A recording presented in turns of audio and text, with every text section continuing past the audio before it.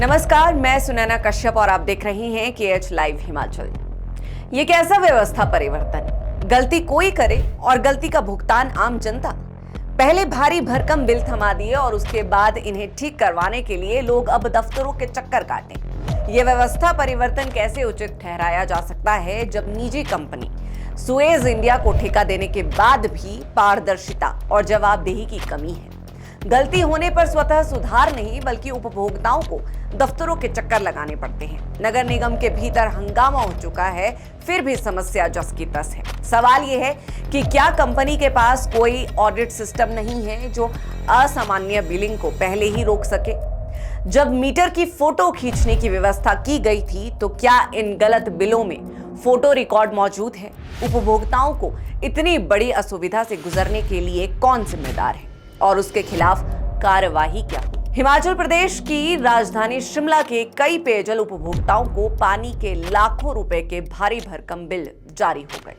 अचानक 4 से 5 लाख रुपए तक के बिल देखकर उपभोक्ता परेशान है। लाजमी है, इतनी भारी भरकम रकम देखकर कोई भी हैरान ही होगा, मगर बिल भुगतान से पहले इन्हीं उपभोक्ताओं को इस गलती का भुगतान करना पड़ रहा है। अब लोगों को बिल ठीक करवाने के लिए कंपनी दफ्तर के चक्कर काटने पड़ रहे हैं। जानकारी के अनुसार शिमला शहर के कनलोग और समर हिल में लाखों रुपए के बिल जारी होने के मामले सामने आए हैं। उधर जब कंपनी से इस बारे में सवाल किया गया तो उनका कहना है कि ऐसे बिलों को शिकायत मिलते ही तुरंत दुरुस्त करने के निर्देश दिए गए हैं। कंपनी का कहना है कि शहर में पानी के बिल जारी करने का जिम्मा अब सुएज इंडिया को सौंपा है।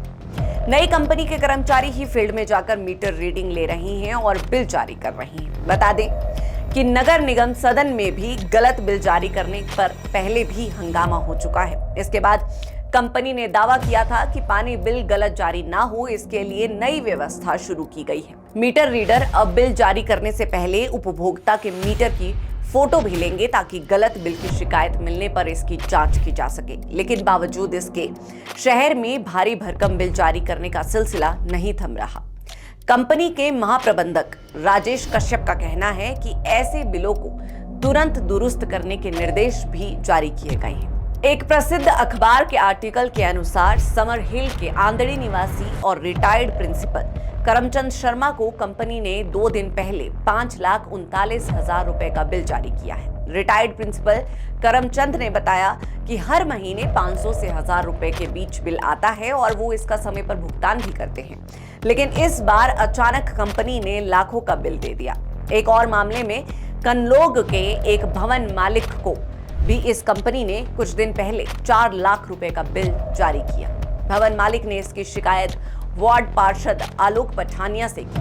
पठानिया ने कंपनी से जब इस बिल की जांच करवाई तो ये गलत निकला। बाद में कंपनी ने 145 रुपए का नया बिल उपभोक्ता को। इस साल की शुरुआत यानी जनवरी 2025 में ये दावा किया गया था कि आम जन की सुविधा के लिए अब शिमला में पेयजल बिल की व्यवस्था बदलेगी, यानी अगले 15 साल तक सुएज कंपनी शहर में पानी बिल जारी करने की व्यवस्था संभालने जा रही है।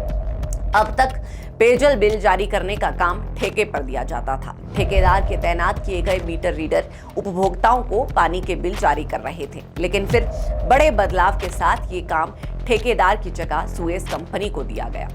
फरवरी महीने से पूरी बिलिंग व्यवस्था इस कंपनी को सौंपने की बात की गई। दावा किया गया कि शहर में नई व्यवस्था के तहत उपभोक्ताओं को आने वाले समय में कई नई सुविधाएं देने की योजना है। उपभोक्ता के बिल पर भुगतान के लिए QR कोड अंकित होगा। इसे स्कैन कर चंद सेकंड में लोग बिल भुगतान कर सकेंगे। हर उपभोक्ता अपने बिल का पिछला रिकॉर्ड भी चेक कर सकेगा। पिछले 6 महीने में कितनी पेयजल खपत की है, इसका पूरा रिकॉर्ड भी ऑनलाइन मिलेगा। बिल संबंधी शिकायतें सुनने के लिए सुएज इंडिया कंपनी शिकायत निवारण केंद्र भी खोलेगी। मगर ये सारे दावे हवाई नजर आने लगे हैं। लोगों को सुविधा नहीं बल्कि ऐसे भारी भरकम बिल देखकर किसी की भी दिल की धड़कन बढ़ जाएगी। मसला यही है कि ऐसी लापरवाही की जिम्मेदारी किसकी होगी? सड़क, स्वास्थ्य और पानी जैसी मूलभूत सुविधाओं में भी अगर लोगों को परेशानी झेलनी पड़े तो फिर ऐसी व्यवस्था पर सवाल उठना लाजमी है। सुएज इंडिया या किसी भी सेवा प्रदाता का ये दायित्व है कि वो पारदर्शिता और जिम्मेदारी के साथ काम करे। यदि सिस्टम में गड़बड़ी है तो उसका स्वतः सुधार होना चाहिए, ना कि उपभोक्ता को चक्कर काटने पड़े। कोई भी व्यवस्था सुधार तभी सफल माना जा सकता है जब वो आम जन के हित में हो, वरना ये महज एक नया संकट बन जाता है। बहरहाल आज की इस चर्चा में इतना ही। इस पूरी चर्चा पर आप सबकी क्या राय है, ये हमें कमेंट कर जरूर बताएं।